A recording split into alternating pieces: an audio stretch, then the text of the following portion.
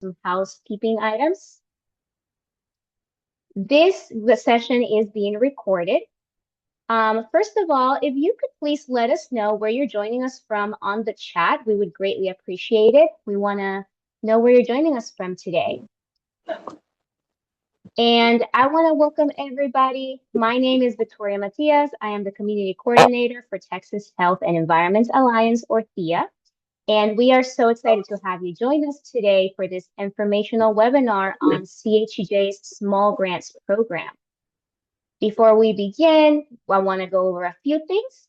Again, if you could let us know where you're joining us from, we would like to get to know our audience better. Also, I want to reiterate that the session is being recorded and will be shared by the end of the week with all the registered participants. There will also be a Q&A session afterwards.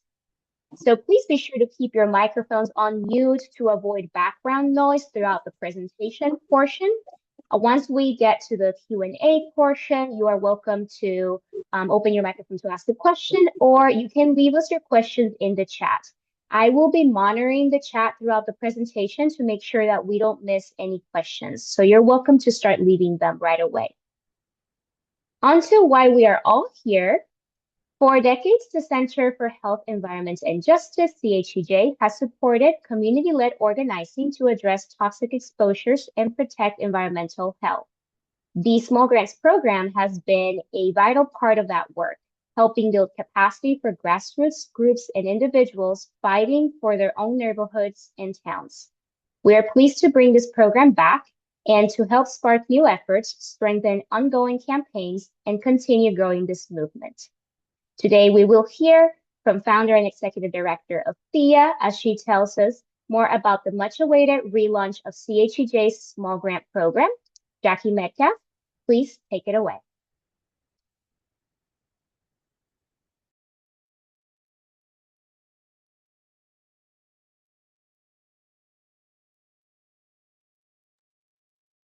All right. Thank you, Victoria. Sorry, a little bit of troubles with the mute and unmute on this format.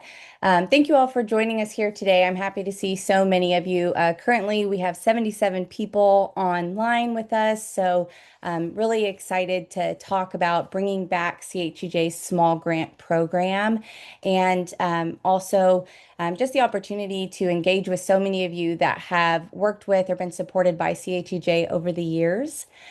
So I'm going to go ahead and share my screen now, and we're going to talk about the small grant program, specifics about what types of groups and people we are looking to fund, the deadlines, those type of details. And then I'm also going to go over to the website and go through a brief demo with you all because we have updated the format since CHEJ was leading, since CHEJ previously had the small grants program running.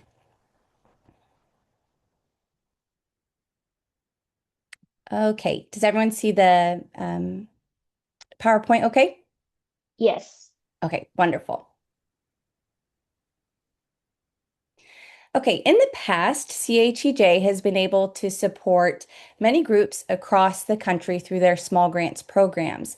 As you can see here, this is a map from one of their previous years of the different states and locations of where they supported grassroots groups. And today I'm going to say groups and organizations somewhat interchangeably, but when I refer to a group or an organization, I'm not necessarily referring to a 501c3 nonprofit. We'll talk about that towards the end of the PowerPoint and what that matters when it comes to the small grants program. So for us this year, just becoming the home of CHEJ in February of this year, we're thrilled to be able to already this summer be launching the program. And we have a smaller pot of money this year than CHEJ has historically had, but this is our first go of getting this off the ground with CHEJ being now housed within Texas Health and Environment Alliance. And so we look forward to this round, making it a success, and then being able to continue this forward as CHEJ has done traditionally. One of those components traditionally has been the different tiers. And CHEJ some years has had as many as three different tiers where applicants within different budget sizes can apply for different sized grants. So we're not doing tiers this round. It is one tier. There is one budget size that meets the requirement and one grant range. So we will most certainly talk about that as well in this presentation. So, our grants are intended to focus on grassroots community groups that are working on environmental health and justice issues related to the presence of toxics in their immediate communities. And so, when we say toxics, we're really referring to toxic chemicals or hazardous substances, an environmental threat in your neighborhood, in your town that you're concerned about, that you suspect, or that you know is a polluting source. We prioritize groups that are community-based organizations that are strategically working to make a difference within their own community and regionally or within their state.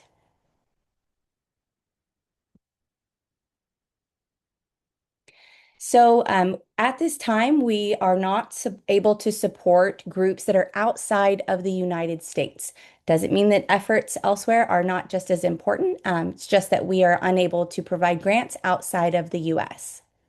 Our award range this summer is ranging from $1,000 to $5,000. We suggest that you read our guidelines and see if your project fits our organizational goals. We know that especially like when you're doing grassroots work, you are oftentimes spread thin. Sometimes you're doing it after your day job or after your night shift. And so, we want to make sure that folks are not wasting their time by just blindly applying to this. Please read our guidelines. They're very specific. And if you have any questions, let us know. Feel free to reach out to us. We'll have contact information at the end. And all of this information as well can be found at chej.org, and I'll show you that during the demo. So, what are we primarily supporting? We're looking to support grassroots community groups, again, fighting environmental issues in their specific community, rather than, say, a group that was trying to change a larger policy. We want it to be very community focused. Groups that are focused on growing, and that can be building their leadership, strengthening their capacity of the group, and developing knowledge through training and education. We are looking to support projects that are focused on doing, organizing people, organizing your community, peer-to-peer efforts, groups that are looking to and actively working to take action and moving their community-driven goals forward.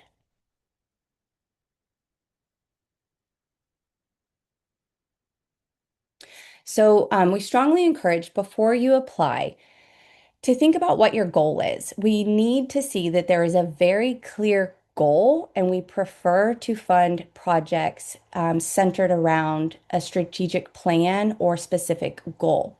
So think about how you're going to accomplish that goal and how that goal is part of the overall plan that you have.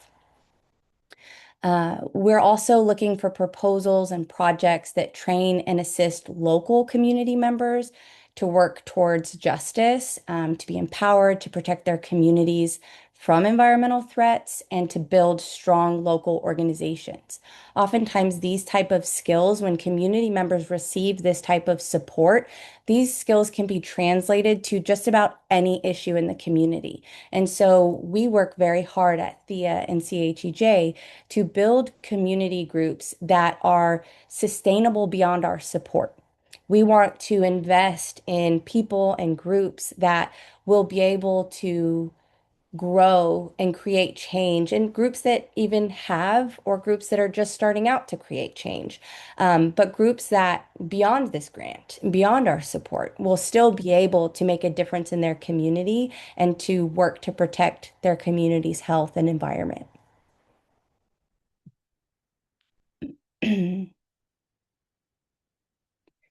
So when we're talking about projects with activities that will help grow your group, that could be skill building sessions that cover topics like developing an organization and the structure within that, training leaders and neighbors to go door to door, fundraising, strategic planning, motivating volunteers. I know that's something that all of us struggle with from time to time, if not all the time, when we're doing community-based work. Having a consistent core base of volunteers is something that you really do have to pour into. So we're happy to be able to support projects like that. And then also educational activities, again, directly tied to a strategic plan. We also are interested in supporting groups that put together efforts, maybe a workshop or small group meetings to educate their neighbors and their community members around a specific polluting source or potential polluting source in their community.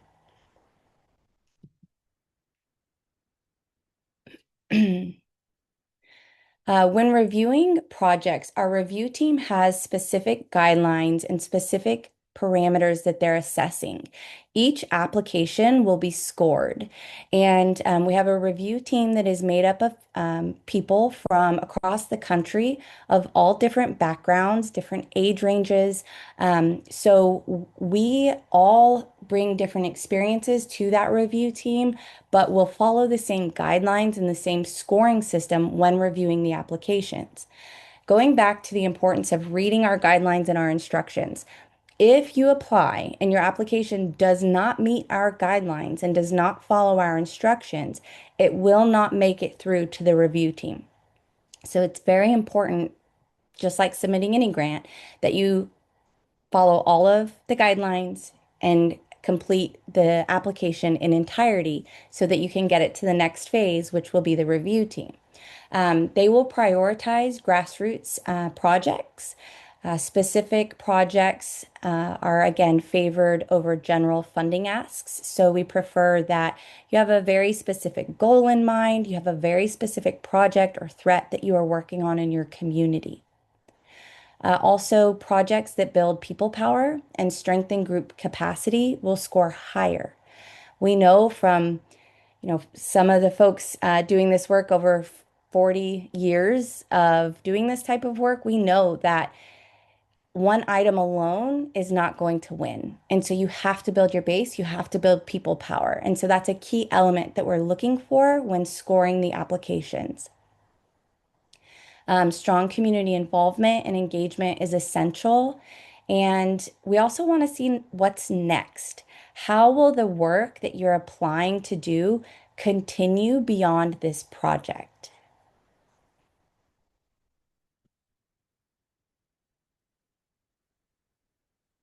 So some of the activities that could be included, and these are what's included in our interest, but this is not limited to what you could apply for most certainly.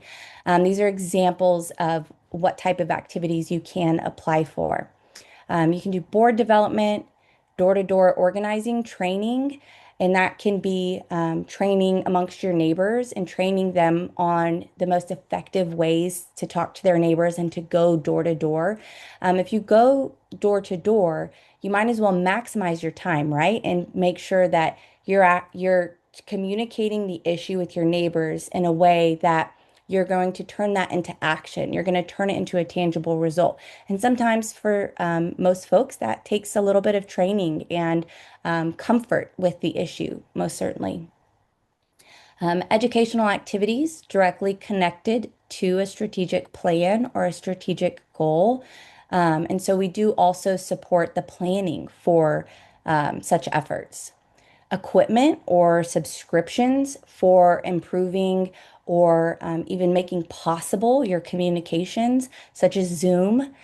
We know that there are so many different subscriptions that it takes nowadays to operate, particularly in this digital space, but meeting our neighbors where they are is critical, and that can take supplies and subscriptions, and we understand that and want to be able to support that. Fundraising efforts. We want people doing this work to be able to, again, sustain and grow. And so you have to put time and energy into fundraising. We also are interested in supporting general in-person activities or events. That can be a small group meeting, a larger community group, a workshop, and then local or statewide group or community specific efforts or campaigns. Meetings and events specifically around developing, organizing and or strategic planning, organizational membership and outreach, and training events. Projects we are not going to fund. We are not going to fund community gardens or farming. We will not fund disaster relief or emergency response planning. All of these things are important, but it's just not what meets our criteria at this time. The next one is environmental testing. This is something that in the future we might consider funding, but this goes back to the point of you have to have an organized base for anything you're going to get in environmental testing to really make an impact. So that's why we want to focus more on the groups and their capacity. We will not fund individuals. You have to have a group or be in the process of forming a group in your community. Food insecurity interventions or food banks. And the budget size is maximum 700,000. So if you have a group or an organization that's budget is over $700,000 per year, you will not be qualified for this grant opportunity. Additionally, we will not fund legal assistance, legislative, lobbying, or policy work. Now, if you are working within a regulatory process such as Superfund or RCRA, and you are advocating for a position or a cleanup goal, specific parameter, that's not something typically that falls directly into lobbying. Please, if you have any questions about where your effort fits, if you have any concern that it might be lobbying or policy work, please feel free to contact us and we'll let you know. We will not be supporting any market campaigns or national organizations or national campaigns. And the last thing here that I'll mention is conservation efforts and not funding natural environmental protections. For example, if you are a group that is doing the important work of planting seagrass, that's important. Our environment needs that, and we need people who do that. But this is not the place to apply for funding for that. So again, reiterating to please read the guidelines and the instructions before you apply. To get to this information, you go to chej.org and then you hover over Take Action. You go to CHEJ Small Grants Program. So now I'm going to exit this window and bring you all to the web page. Victoria, do y'all see the web page? Yes, we do. Wonderful. Okay, so right here on chej.org, one of the top items that comes on the main landing page is the Small Grants Program. You can also come over here to the right and hover over Take Action. A menu is going to drop down and you can click on the CHEJ Small Grants Program.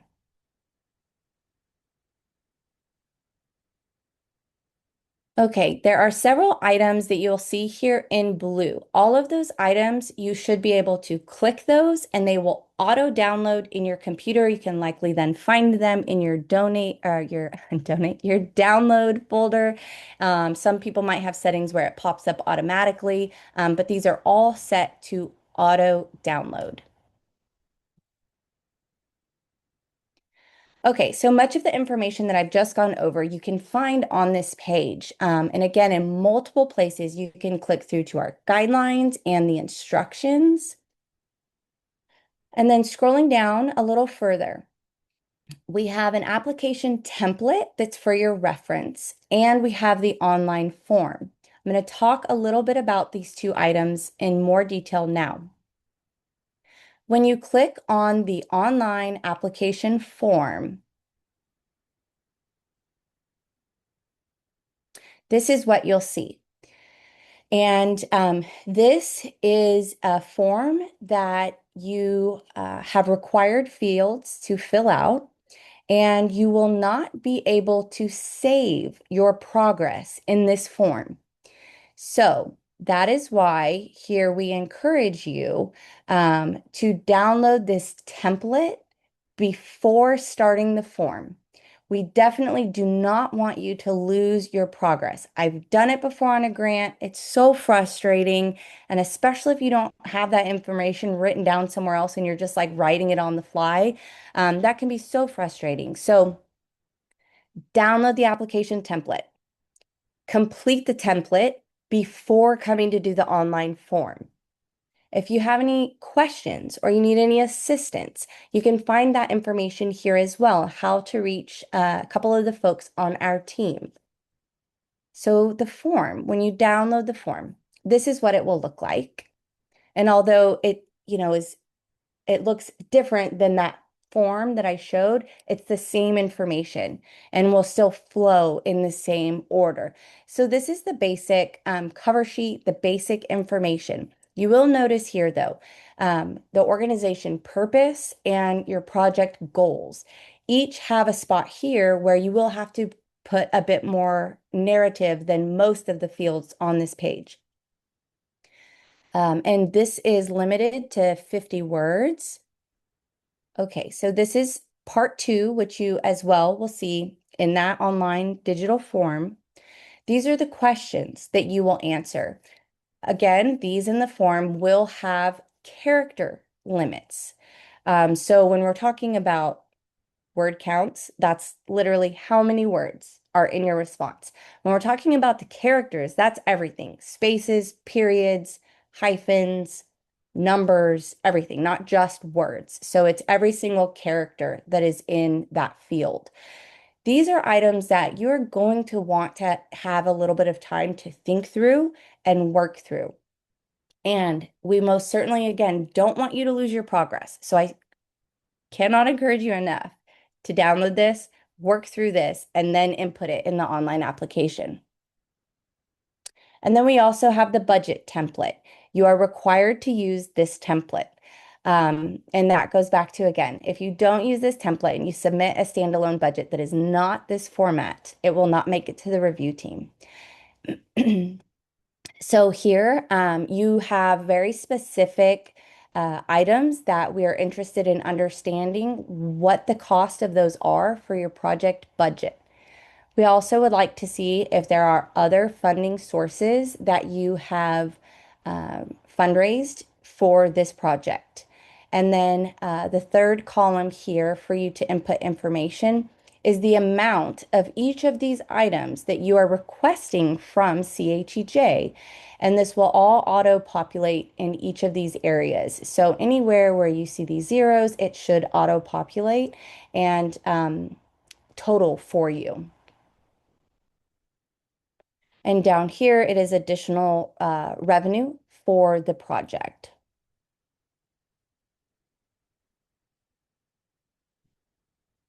So again, on the CHEJ landing page for our small grants, you can find the template right here under how to apply, as well as the online application form, which is this online form. Okay, so now I'll go back to PowerPoint.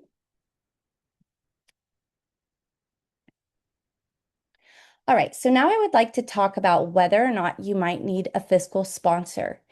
If you are not a 501c3, if your group is not a 501c3 nonprofit organization recognized by the U.S. Internal Revenue Services, or IRS, as most of us call it, and if you are not incorporated and do not have a bank account for your organization, you will need a fiscal sponsor. Our funding has to flow to an IRS recognized entity that has a bank account tied to the group. And so if you don't meet those requirements, we encourage you to seek out a fiscal sponsor if you do not have a fiscal sponsor. It's very common for groups in their early years, or some even, much later in their life cycle as a group or organization, to have a fiscal sponsor. And entities like faith-based organizations and other nonprofits, more so you'll find your larger nonprofits, are oftentimes willing to serve as a fiscal sponsor. I encourage you, if you do not meet the 501c3 and incorporation requirements, to have that conversation with a group that you think that you trust and that you think would be a good fiscal sponsor to help manage the funds and ensure to the donor and the IRS that funds are spent accordingly. So again, in case you did not note it earlier, I wanted to put this back up here again for folks to apply and to find out all of the details that we've gone over and pertinent details for your application process. Go to chej.org. You can click on the home screen item or up at the top right, take action, and on the drop-down menu, CHEJ Small Grants Program. The timeline for this. The deadline for submitting is June 5th, just before midnight. And we are in Texas, so everything now that we do is in Central Time. And the grant process is open right now. You can apply today. And so you can apply anytime up until June 5th, just before midnight. So if you get off work June 5th and you get it in at 7 o'clock, great, you made the deadline. Anything that comes in after that time will not be considered for this round. We will spend the next roughly 2 months going through all of the applications and then having our review team go through, score the applications, and then preparing the award packages. So if you apply, we will notify you in or before August of 2026 if your proposal was selected. And you most likely, I would say, would hear from us the first week of August. So if you have not, please feel free to reach out to us. After you submit your application, you should get an automatic response letting you know that we received it. So when you submit it, look for that response and know that it's going to be in August when you hear from us again, unless we have questions. During the time while you're working on your application or you're thinking about, what you might apply for, and you're deciding like, I have these couple of things I could apply for, what might be best? Please feel free to reach out to us. We're happy to help give you feedback on what we think would be the strongest application. Now, granted, we have a review team, so I alone don't decide. Victoria alone does not decide. It is up to the scoring of the review team, but we're happy to help guide you on what best fits with what we're looking for. The final oh, Jackie, I yeah, just thank want to you. clarify, on the slide, it says final report must be completed by March 5th, 2026. It's supposed to be 2027. So a Yes, couple people have thank you. asked in the chat. We just want to say it out loud too for the folks that are watching the recording. It's March 5th, 2027. Yes, thank you. Thank you. Thank you. Thank you all for catching that. Okay, so yes, the final report must be completed by March 5th, 2027. So early spring of next year. So if you have any questions about any of this, please reach out to one of our team members. Christy Smith, one of our team members, email is here, or Kristen Headley. Either of them you can reach out to. And if you submit an inquiry through chej.org or our website as well, txhea.org, we should get that general inquiry as well. Just make sure that you make it clear that it's related to the small grants program, and then that way we can get it to the right people within the organization.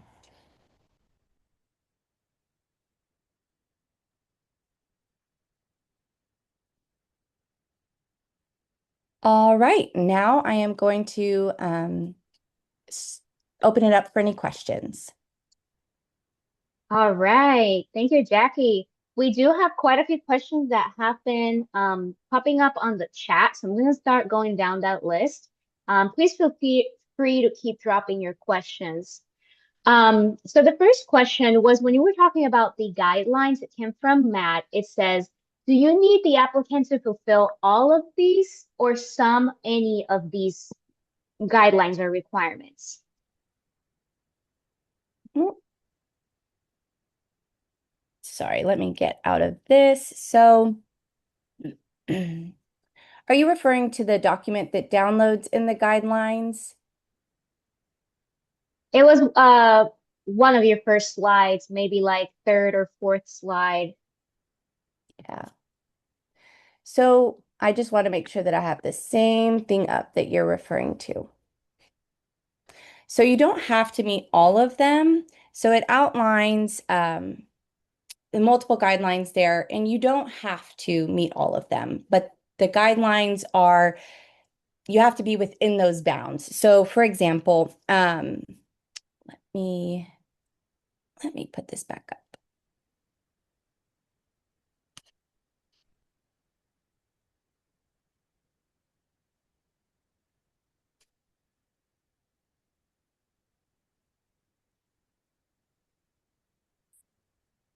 Okay, so on this slide here, these are the items that you'll find roughly the same language under the guidelines.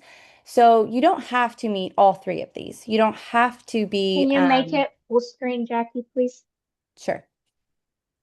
Thank you. You don't have to be a group that is wanting to do all three. It does have to be an environmental issue, an environmental threat, an environmental health threat, or issue in the community. But you don't have to be apply, to focus on building your leadership as well as doing some community organizing. It can be one or the other. You can be in a different phase of the process to certainly still meet the guidelines. Okay. Awesome, Jackie. Matt, we hope that answers your question. Thank you. All right. The next question comes from Jessica, and they're asking, based on the specific focus of the grant being toxic chemicals or hazardous substances, is lead something this grant considers under this category?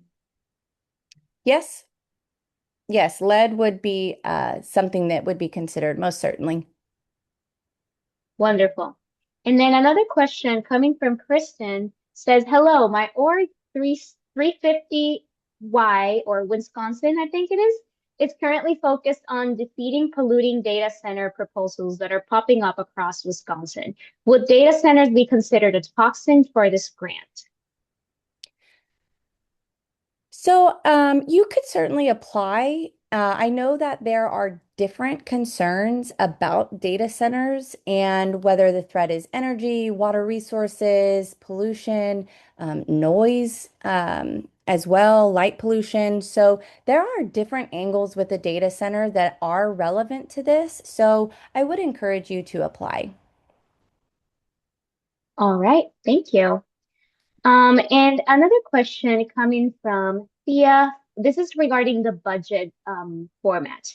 It says, can we create that same template in Google Sheets or Excel and uploading it as a separate file, or do we need to fill that in that exact PDF? And there's a related question from someone else that asks pretty much the same thing. And they're saying it's very difficult to put numbers onto a PDF. So I remember back when I applied for my first one of these small grants, and it was all by hand. And so it was basically you print it out and you fill it in. But yes, it will all be digital. And so there is an item when it'll auto download and you will populate it into the spreadsheet itself. Did I answer that, Victoria? Is the spreadsheet a PDF format? Or when you No. download it, does it? Okay. Yeah, so it will be a sheet that they can fill out and not a PDF. Yeah, because I know that if it Okay. were a PDF, you would have to have Adobe or, some sort of membership to be able to populate, probably. So yeah, it's definitely a spreadsheet that can be populated. Okay, perfect. So it's not gonna be just in the PDF, it's gonna download as a spreadsheet. Yes. All right. And then we have a question from Leslie asking, is there a maximum amount that can be requested? 5,000. Okay, perfect. Another question from Mike says, are statewide networks that support multiple impacted communities eligible?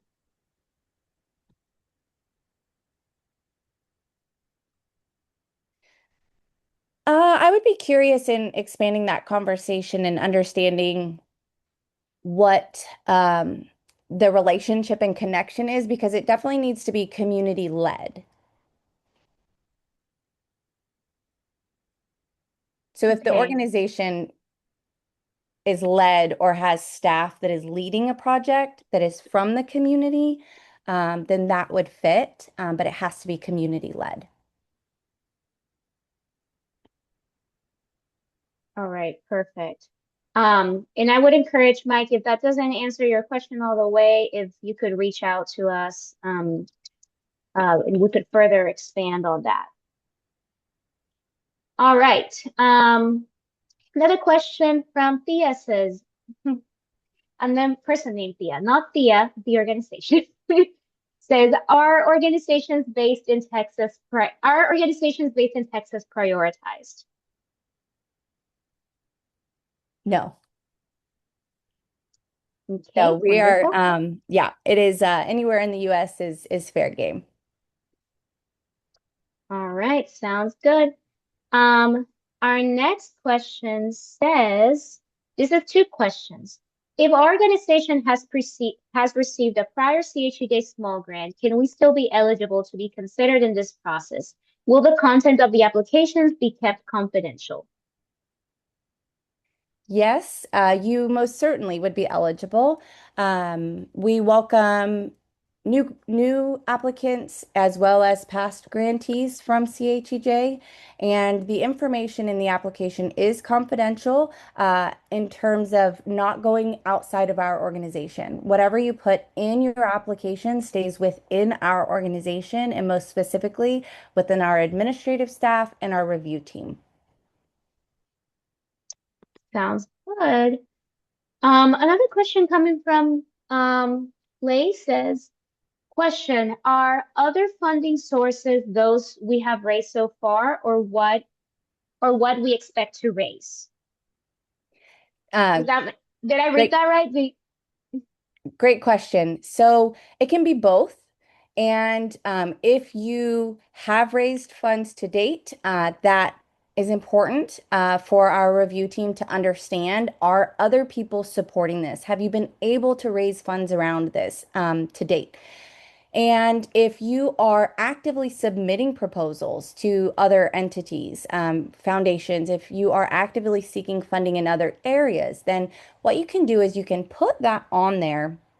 Let's just say, uh, f- the Hershey Foundation, for example. And if you have applied for a grant to the Hershey Foundation and you have not heard back yet, it's in the review process at that foundation, you could just put unrealized next to it. And so that signals to us you have submitted an application, but you are unsure if it's been approved.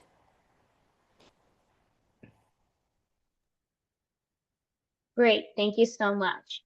Another question says, are there any purchase restrictions like food, equipment, salaries? Similar to this question, someone also is asking, um, they're saying we do environmental justice forums for community twice a year. These are 8-hour long workshops and we feed participants. Can the grant cover cost of food? Yes. So that is a specific event supply. And, I know that there are certain things that some entities will not fund. There are things that we will not fund. But I know that oftentimes these event supplies or community related supplies can be really difficult to get covered. And particularly if you have someone there all day, you want to be able to provide that for them. And it can also help make people want to be there if they know that they're going to be there all day or going straight from work to an event, if there's going to be food or snacks there, water. So, yes, you can definitely include that type of cost under events. So, in the budget, there is, I'm going to actually bring up the spreadsheet so I can show y'all how the spreadsheet downloads, what that looks like. I'm going to bring that up and then show you specifically where you could put that in the budget.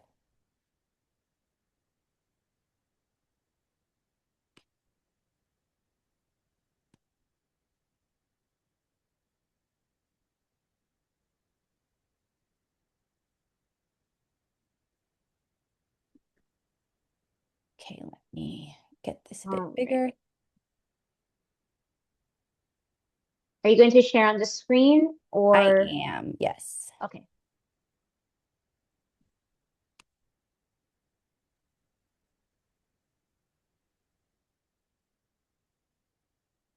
Okay, so you see here the budget, and this is how it will download whenever you are doing the application. It's going to download, and then you can click in the field and populate. So right here, there's a whole section for events, and there's event-related facility space, event-related supplies, and then event-related travel. If you were wanting to use a portion of these funds towards the food, the printer paper, the ink, the supplies for the event, you could put that right there. And if you do intend to do that, just please specify it in your grant because we will be looking, the review team will be looking at how what is said in the proposal narrative fits with this budget.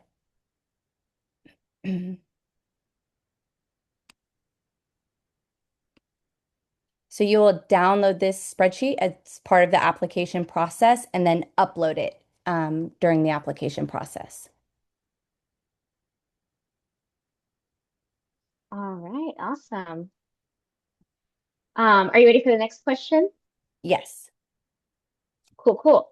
So, another question from Bridge says, if we do not get awarded, any chance we can get a debrief? I really appreciate that question. I wish more foundations gave feedback on why they don't award certain people. Um, At this time, I cannot commit fully to doing that for every application. If you are declined, I encourage you to reach out. If we receive, say, 300 applications, there's just no way that we would be able to provide everyone individualized feedback. It just with capacity would not be possible.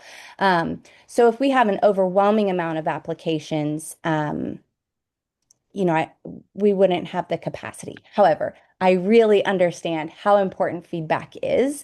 And so if we have specific feedback of, say, something that could be stronger, or maybe something that was like everything was really great, but there was one thing that really just stood in the way, we'll make sure to note that. And so if you do receive a decline and you are curious why and you want feedback, please inquire.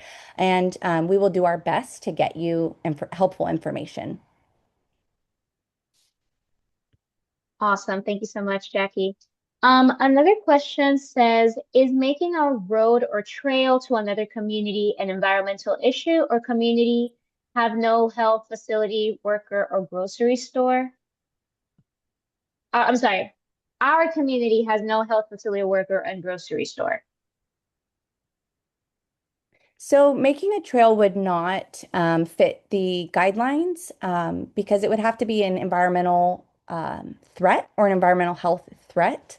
I do, definitely realize that connectivity is important, as are the other things mentioned, but it would not qualify under this proposal.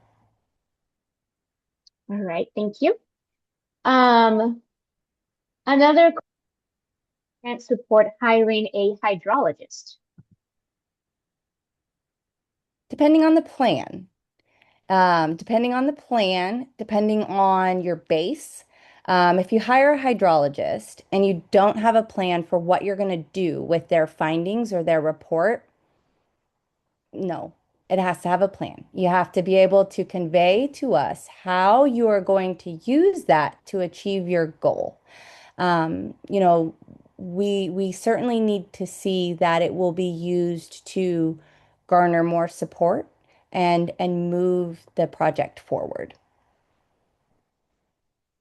Wonderful. Thank you. Our next question says, is this grant funded on a reimbursement basis or upfront? Great question. Y'all on my team, remind me to put that in the PowerPoint for next time. It is not a reimbursement. It is an upfront award. It is a one-time disbursement. Awesome. Thank you so much. And another question says, do you fund salary? Yes, absolutely. Going back to that budget, there is a section for personnel, and the different categories we have are salaries and wages, payroll taxes, benefits, and consultant fees. So, salary, I see consultant fees could be hydrologist. But again, what is that person receiving, the wages or the salary? What are they going to do? How are they going to strategically move this forward? Great. Another question, also budget related, says, what is the sources column in the budget? Sources other than CHEJ? Yes, great question. So on the one that I showed you guys, it was compressed. We'll certainly expand that. So in the online one that downloads, when you download the application template, it does show more clearly. It is other funding sources. Okay, awesome. Again, we're still with the budget. So another Okay. question is, do we only have the chance to download the budget spreadsheet as we go through the Google form? Online, the only reference to the budget spreadsheet is in the application template, which is a PDF and not a spreadsheet. Yes, I understood. So one of my team members did drop the spreadsheet template into the chat, and it is an auto download. Again, once you click that, it should prompt you to download. And then when you go and you grab that download, it is an Excel format. All right. Another question says, what would the report back look like? Great question. So the report back is fairly brief, and it's very similar to the format of the actual application. And so essentially, you are going to let us know what you accomplished during the time of the grant, if you incurred any challenges. There will be several questions along. In that field. And then also there will be a very similar budget template, again, asking, how you said you were going to spend the funds in your application versus how those funds were actually spent in total. So those will be, a line item for salaries. A line item for event supplies, more in total than versus like line iteming each event supply that there was over the course of the grant. And then also just for reference, we are currently right now, one of our team members is uploading that Excel, that downloadable Excel for the budget to the website. So that will be there so that y'all will have access from the website to an Excel spreadsheet independent of the PDF download. Yes, thank you, Jackie. Yes, I was gonna make that remark as well, that we've just added it to the website so that it's more easily accessible. And then I have one more question. I've actually had a couple questions. I've answered them in the chat regarding data center work. Since we have a couple minutes and I don't see any other questions coming in, I'm gonna pop this one to you, Jackie. And it's basically asking if this grant would support data center community work. Some of the previous questions were saying they host community meetings. Some of them now are saying they host, their work includes drinking water contamination and overusage, and they're posting them on environmental health grounds. So, with looking at the data for drinking water or overusage, I mean, it's so important, but it has to be tied to a goal and it has to be community based. So, is this an issue that the locals are concerned about? And how is this information, say on overusage or water quality, how is that going to further your effort? I have a data center that's going up not too far from my neighborhood, actually. It's massive. And this region that I live in is primarily supplied by groundwater, and we have terrible subsidence, the lowering of our land elevation. And I started talking to my neighbors about it, and none of them are concerned about it. And I was incredibly surprised. And I said, at least the power, we have huge power issues here in Houston. You don't even care about the power or the water. So I was really surprised. The local community has to be engaged. And I'm not saying at large, you don't have to have thousands of people right away. But if there's a group sitting around the kitchen table or meeting out front in the yards talking about they're concerned about something nearby, that means community. Thank you, Jackie. All right, folks, we have about 6 minutes left. If you have any more questions, please drop them in the chat, or if you're away from a keyboard, but you need to open your microphone to ask, you can also do that.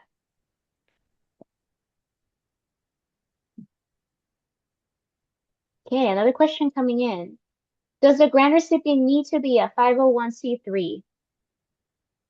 So the funding will need to flow to a group that is incorporated with a bank and has a bank account, or a 501(c)(3) that is the applicant or is the fiscal sponsor. So in the application, it will ask if you have a fiscal sponsor.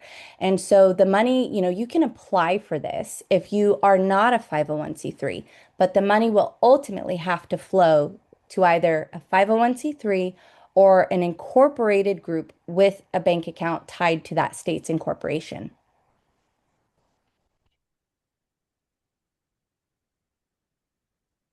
Thank you, Jackie. All right, folks, we have 5 minutes left.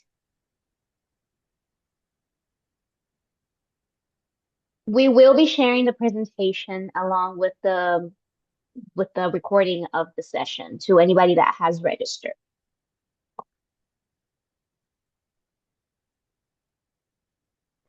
Okay, I have a question that says, if we are hiring a campaign expert to help us reach an area of people that is involved in our environmental concerns, but denying it is their issue, is that accepted as an expenditure? Can you say that again, Victoria? If we are hiring a campaign expert to help us reach an area of people that is involved in our environmental concerns, but denying it is their issue, is that accepted as an expenditure? Okay, so I want to make sure I'm understanding, or the way I'm interpreting this is that there are people impacted potentially who are denying that there's an issue, and you want to hire an expert to help you reach the people who are in denial about the issue That's how I understand it, correct? as well. Yes, that's it. Okay. Yes, absolutely. If there is someone that you feel will help further your efforts and help you reach people who have been unreachable, most certainly. Awesome. And then we have one more question that says, how many organizations will you be funding? We don't know. It depends on a couple of things. One is how many applications we get and how far the money can go. If we receive an overwhelming amount of applications and have a lot of groups that really, show that they need funding and meet the requirements and are scored high by the review team, and all of them ask for $5,000, we might come back and give 3,000 or 4,000 so that we could support more groups. So it just depends how many applicants we have, what the ask values are. It depends. Awesome. Sounds good. Well, we have 2 minutes left. So maybe time for one more question if anybody has a burning question uh over there. If not, if you have questions as you're filling out the application or they come up for you later, which often happens, please feel free to reach out to the emails we provided earlier for Christy and Kristen. Okay, we have one more question. Looks like it's going to be our final one. It says, what if we're affiliated with a national org, but our focus is regional? If the work that you're applying for is led by locals, you're welcome to apply and explain how the grant would be used by the locals and benefiting the locals. If you're working regionally, I'll add a little bit to that. If you're working regionally and you are helping a local group that is working on an environmental threat, if you applied to say provide gas and to maybe buy a computer or to pay for their time and what they do organizing their community members, but it needs to flow through you to help that person on the ground, please apply. All right, thank you. And in our last minute, I have one more question. Says, are letters of support required and or helpful? Letters of support are not required and yeah, so they're not necessary. Thank you for asking though. All right. Well, thank you, Jackie, for explaining everything so clearly. Um, Again, feel free to reach out if you have questions for those that are watching the presentation or when you're filling it out. You're welcome to reach out to us and we'll be happy to help you. Yes, Well, we look forward to assisting you and seeing your applications. Thank you, Victoria. Thank you, everyone. thank you all. I want to make a quick announcement before we hop off, and it is our next training webinar session will be on May 19th. And the topic will be environmental permits, the key to a fact-based campaign by Lou Seller. So we hope to see you back for that. Happy applying.